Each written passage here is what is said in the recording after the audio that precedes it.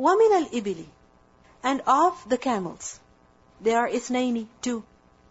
So remember the 8 sets we learned about? 8 pairs? The 2 were of ضأن, sheep. Then the 2 were of goats. Now 2 of al-ibil. Which 2? The male and the female. وَمِنَ الْبَقَرِ, and of the cows, there are 2, meaning the male and the female. قُلْ أَذَّكَرَيْنِ حَرَّمَ, did he forbid the males, the 2 males? أَمِ الْأُنْسَيَيْنِ, or the 2 females? Did he forbid the males, or did he forbid the females? No. أَمَّا, or what? اشْتَمَلَتْ عَلَيْهِ أَرْحَامُ الْأُنْسَيَيْنِ, or what? The wombs they comprise of, they consist inside. No. He didn't forbid the child either. If the male is not haram, that means the female is not haram. And that means the child is also not haram. And if even one of them is haram, what does it mean? All of them are haram. If Allah has made permissible the male and the female, then definitely the child is also halal. أَمْ كُنْتُمْ شُهَدَاءَ, or were you witnesses? إِذْ وَصَّاكُمُ اللَّهُ بِهَذَا, when Allah ordered you with this. وَصَّى from the root letters, وَوْصَادِيَا. What does wasiya mean? An important instruction. So were you present when Allah was giving you this very important instruction that don't eat the female, but eat the male? No. This never happened. So what evidence do you have? You have no evidence. Then definitely you're fabricating, you are inventing. فَمَنْ أَظْلَمُ, then who is more unjust? مِمَّنِ افْتَرَى عَلَى اللَّهِ كَذِبًا, than the one who fabricates a lie against Allah by saying that such and such animal is halal and such animal is haram. Whereas Allah said something different. Why is he fabricating a lie against Allah? لِيُضِلَّ النَّاسَ بِغَيْرِ عِلْمٍ, so that he misleads people without any knowledge. إِنَّ اللَّهَ لَا يَهْدِي الْقَوْمَ الظَّالِمِينَ, indeed Allah does not guide the wrongdoing people. Who are the ظالمين? Those who lie, those who fabricate, those who transgress the limits that Allah subhanahu wa ta'ala has set. These ayat, they're primarily talking about the practices of the mushrikeen. We learned about some of them in the previous ayat as well. And these ayat also mention them. Because they had considered only the female halal or only the male halal. And again, gender discrimination comes from them. If a particular animal is halal only for men, it's not halal for the women. If the male animal is halal, the female animal is not halal. So this gender discrimination came from these people. We learned that Amr bin Luhay, he was a mushrik. And he was the first person to change the religion of Ibrahim a.s. Ibrahim a.s., he established Tawheed. Ismail a.s. also believed in Tawheed, and the people after them also, they believed in Tawheed. That's what they practiced, that's what they believed in. And we learned that Amr ibn Luhay, he was the first person to designate the Sa'iba, the Wasila, and the Ham. Because remember, the Ham was the male, and the Sa'iba and the Wasila, what were they? Female. So he had designated this prohibition of certain males, of certain females. The Prophet ﷺ said, I saw Amr bin Luhay pulling his intestines behind him in the fire. Amr bin Amir al-Khuzai, he was pulling his intestines behind him in the fire. Why? Why such a great punishment? Because he was the first one to start the practice of the Sa'iba. He was the one who innovated something in the religion, which led people to shirk, which led people to harming themselves in their dunya and their akhirah. Therefore, such a person ended up in the hellfire. So what do we learn from this ayah? First of all, we learned that a person who introduces a false practice, he is a great criminal. A great criminal. Who? The one who introduces a false practice in their religion. It has no basis, it's a complete innovation, and he sets a trend and people follow him in that. And he's a great criminal because he's leading people astray from the religion of Allah, from what Allah subhanahu wa ta'ala has taught people to do. And he's also a great criminal. Why? Because he will get the sin of what he did, and after him, every person who does that action, who indulges in that crime, in that sin, he will also get a burden for that. And why is the outcome so severe? Because he is changing the deen. He is changing the religion. Whereas the religion, making it ordering something in it, the right belongs exclusively to Allah subhanahu wa ta'ala. Then we also learn from this ayah, but a very important lesson, that if a person does not have knowledge about something, then he should adopt silence. He should not assume. He should not guide without knowledge. Because Allah subhanahu wa ta'ala says over here, نَبِّئُونِي بِعِلْمٍ فَمَنْ أَظْلَمُ مِمَّنِ افْتَرَى عَلَى اللَّهِ كَذِبًا لِيُضِلَّ النَّاسَ بِغَيْرِ عِلْمٍ. If you don't know about something, remain silent. Because if somebody follows wrong because of what you said, thinking it to be right, then whose fault is it? It's your fault. So if you don't know about something, say, I don't know. Don't be hasty in passing a judgment. The Prophet ﷺ said, verily, Allah does not take away knowledge by snatching it from the hearts of people. But He takes away knowledge by taking away scholars, until when not a single scholar remains. And people will take ignorant people as their leaders, who are asked and they give legal opinion without any knowledge, going astray themselves and leading others astray. And such people, they're not guided, whose deen is based on ignorance. That they have no knowledge, and they're issuing verdicts that are based on no knowledge. And people are following them blindly, without taking time to check the authenticity of what has been told to them. This is why Umar radiallahu anhu used to say, تَعَلَّمُوا قَبْلَ أَن تُسَوَّدُوا. Gain knowledge before you are made a leader. Before you take a position of leadership, gain knowledge. So learn something. Because if you don't know, then what will you tell others? A person might say, I don't want to learn, I won't tell other people. But today, in this day and age, it's very important for you to learn. Because even in your household, you will have to answer questions to your children, to your family members. So it is mandatory on us to learn about what is halal, what is haram, because it pertains to our daily life. And if we make a mistake concerning that, just because of lack of knowledge, then we are responsible. Because we didn't try hard enough to learn.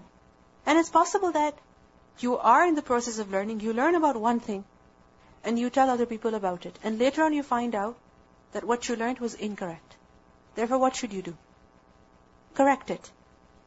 Because learning is an ongoing process. Then we also learn from this ayah that Allah subhanahu wa ta'ala does not guide the wrongdoing people. The people who do dhulm, Allah does not guide them at all. We learned that Amr ibn Luhay, he is the one who also introduced idols in Arabia. He introduced idol worship as well. The same person who brought the concept of Sa'iba and Wasila and Ham. It is said that he was a very rich and influential person in the society. And he would go on business trips to Syria and to Asham. And once he saw a people who were worshipping idols.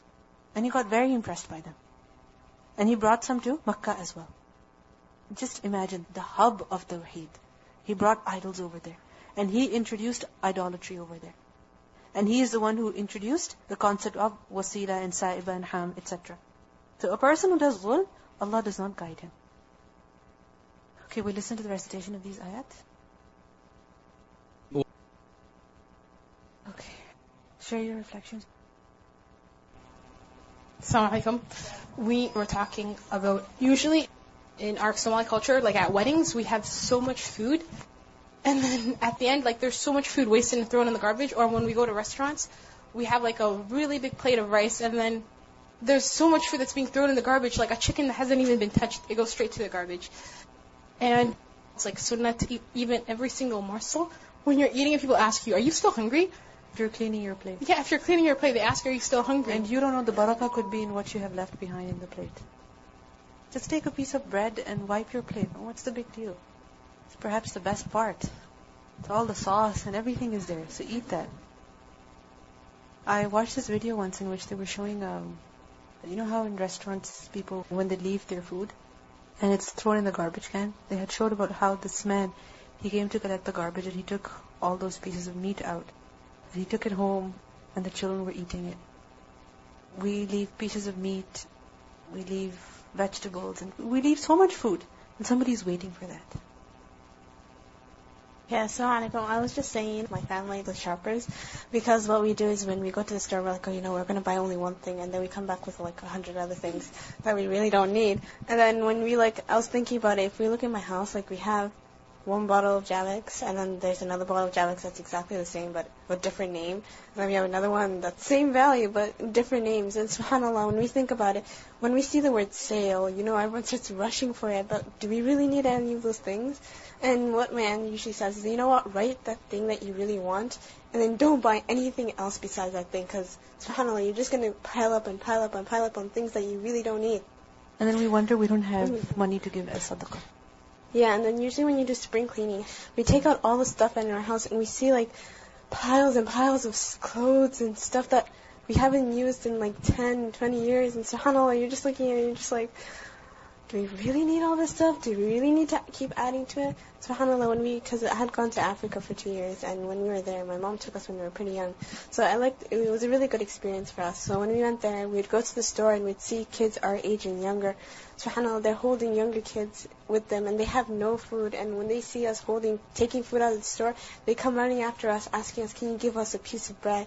And SubhanAllah, you see them near the garbages, and they're just scrummaging through the garbages every single day, looking for one morsel of food. It really makes you think, how much food are you wasting? Like, Ramadan is a time when we're supposed to be saving our food, but we end up wasting more food. And Sister was giving us like a statistic that, like in Canada, if 1 day of food that we waste can feed 1 month's food in other developing countries' world. So we should really think about how much we waste and how much we buy, subhanAllah. I remember when we went for Hajj and we stayed in Mina. We were leaving Mina, and the places where they had the buffet and everything, they were just taking dishes full of rice, meat, and chicken, and food, and they were just throwing it in the garbage can. And I was like, how can you throw food over here? And I asked one of the men, and he's like, there's nobody to eat it. It's all extra food.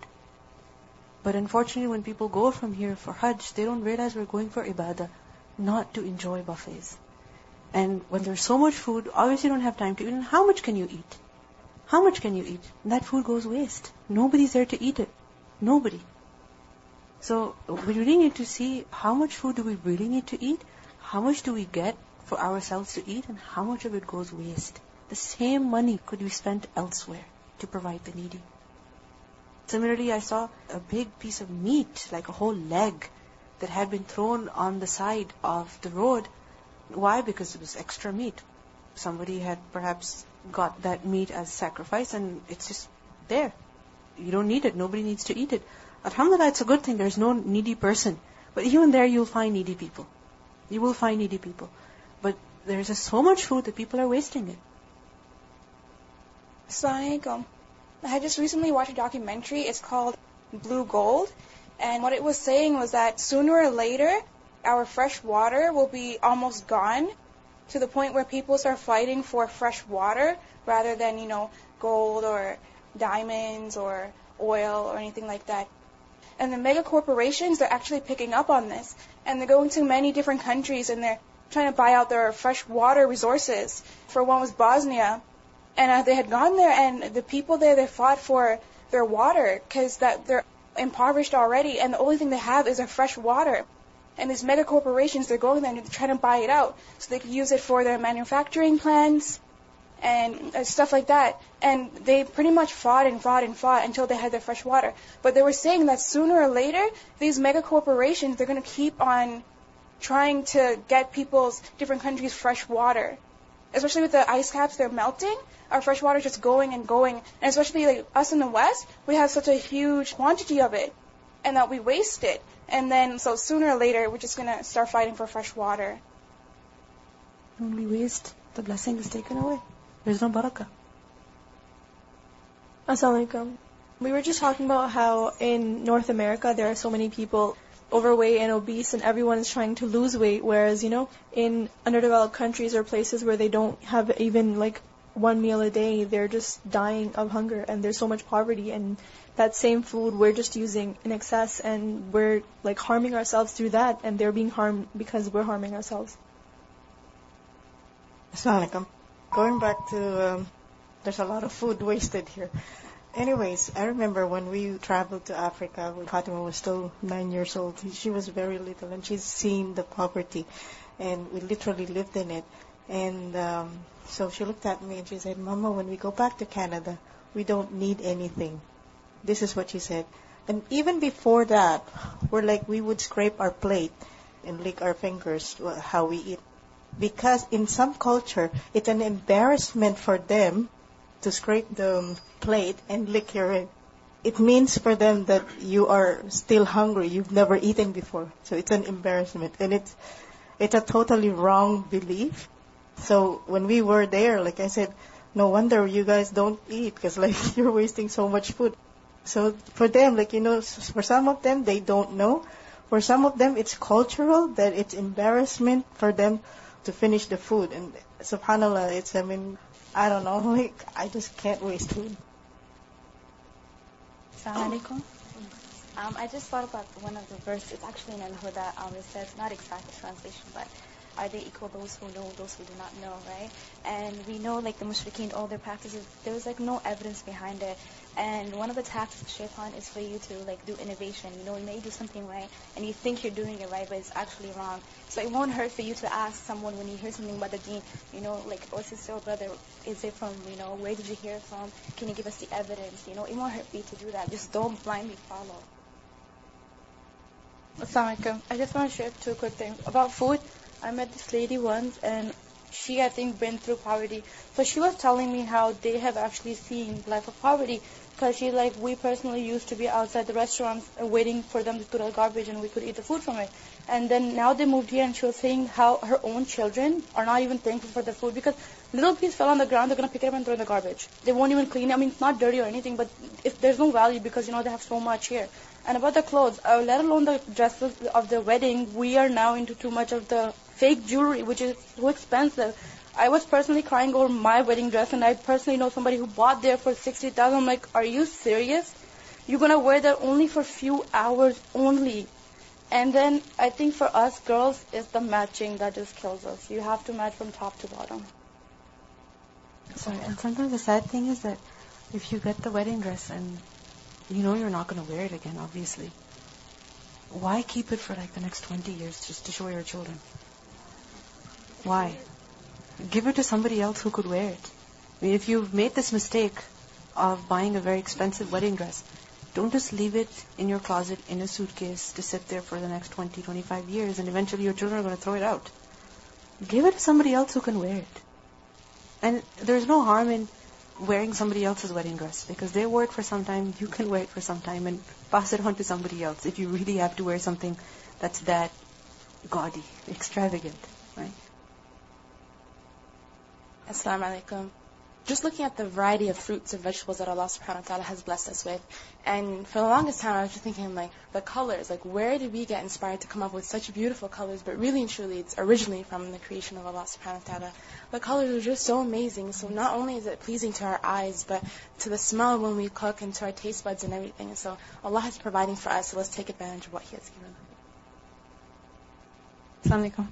I was thinking that we're talking about extravagance of food, but one thing where we should start from is today, when we go to the lunchroom and we buy our food or we're about to throw out our plates, see how much have we left behind and how much are we wasting. Because that's where it starts from. We're talking about it, but let's practically implement it as well.